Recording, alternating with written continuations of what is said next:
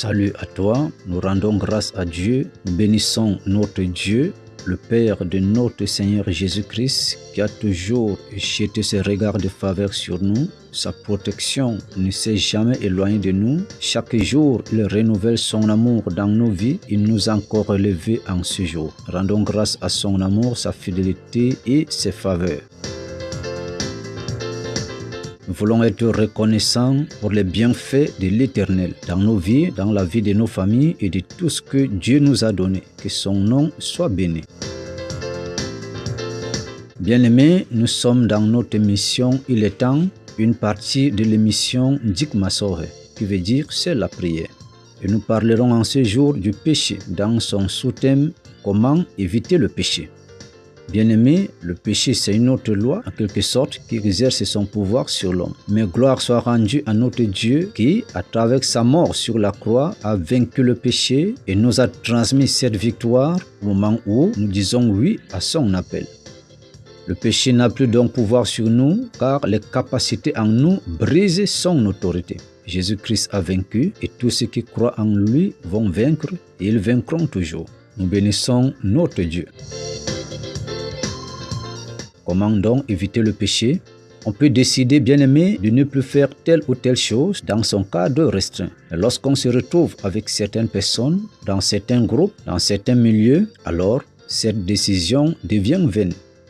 Nous voulons déjà noter que le péché a un pouvoir de séduction, mais qui se connecte par moments à nos désirs lorsque ceux-ci brûlent dans nos cœurs et on se retrouve plongé dans un péché. Voici donc les différents points. Pourquoi donc se retrouver dans un péché alors qu'on a déjà pris une décision de ne plus commettre de telle ou de telle chose? Premier point, les compagnons. Bien-aimé dans la vie, tu peux être seul, peux marcher seul et prendre une certaine décision. La décision de ne plus faire telle ou telle chose, de ne plus tomber dans tel ou tel péché. Mais lorsque tu te retrouves avec certains compagnons, te voilà converti. Cela se manifeste à travers des échanges de paroles, la manière de vivre, la manière de faire, de comprendre certaines choses, le style de vie. Tout ceci vont amener ta pensée à une conversion. La conversion de comprendre que non, peut-être la décision que j'ai prise n'est pas une bonne décision. Car tu vas encore te retrouver dans les plaisirs de la vie à cause des compagnons qui ont fini par te convertir à travers leur manière de faire, à travers les échanges de paroles et la fréquentation de certains milieux. Bien-aimé, il y a deux types de compagnons.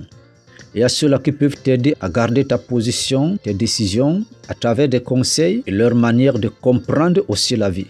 Mais il y a aussi ces compagnons bien-aimés qui vont t'aider à échouer.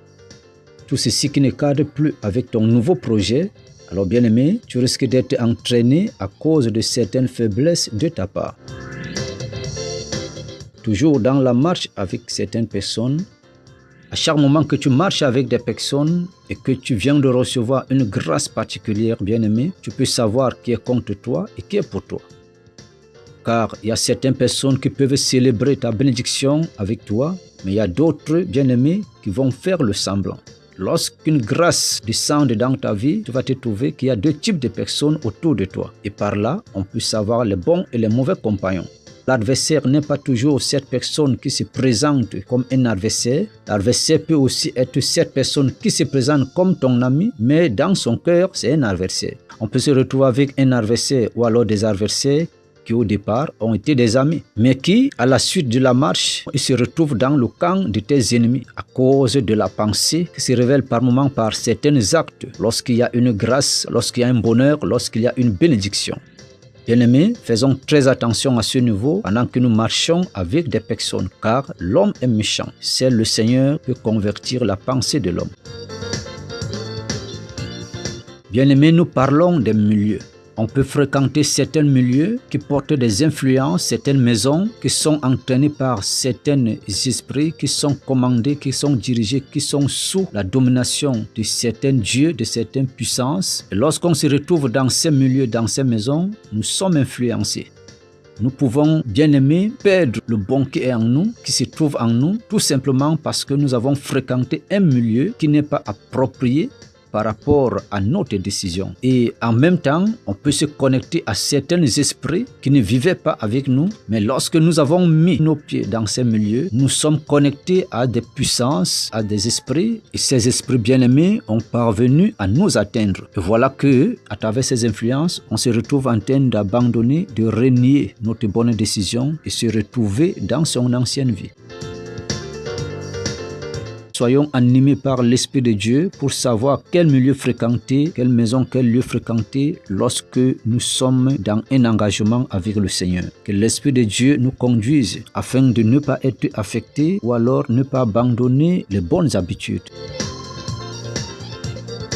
Nous devons aussi comprendre qu'il y a aussi cet aspect des pensées. Et on peut combattre les pensées aussi en évitant certains milieux. Par exemple, pour une personne calme, éviter de rester trop seul, de peur d'élever des pensées qui ne viennent pas de Dieu.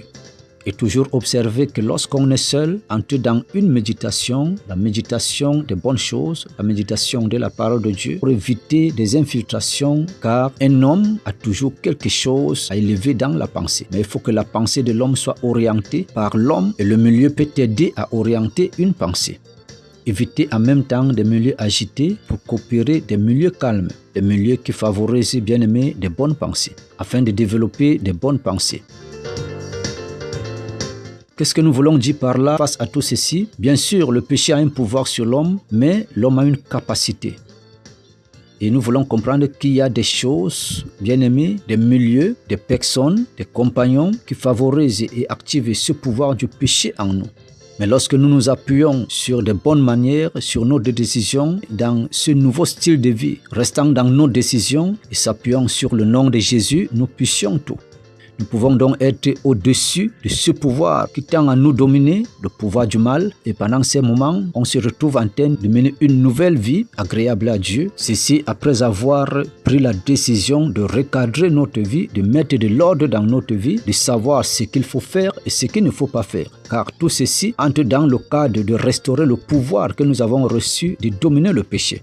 Le pouvoir qui est dans le nom de Jésus et qui se manifeste à travers une certaine domination, prenant aussi restauration à travers l'ordre que nous avons établi dans notre vie.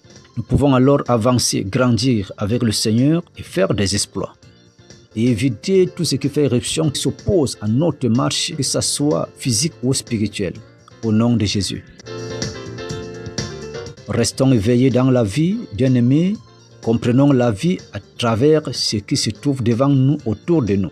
Le Seigneur Jésus est avec nous, mais nous aussi exerçons la grâce de Dieu à travers l'obéissance, à travers des décisions, le travail que nous devons faire, que Dieu attend de nous, afin que ce qu'il a mis en nous puisse être conservé au nom de Jésus. Bien-aimés, nous étions dans notre émission Il est temps, le temps de recadrer sa vie, le temps de prendre la décision dans la marche avec le Seigneur, de revenir sur le premier amour, les pas du Seigneur, au nom puissant de Jésus. Soyons donc bénis en ce jour. Nous répondons au 00229 57 88 84 50. Retrouvez-nous aussi dans nos pages Facebook, TikTok et YouTube. Que Dieu nous bénisse tous et que sa grâce demeure dans nos vies au nom puissant de Jésus-Christ. Amen.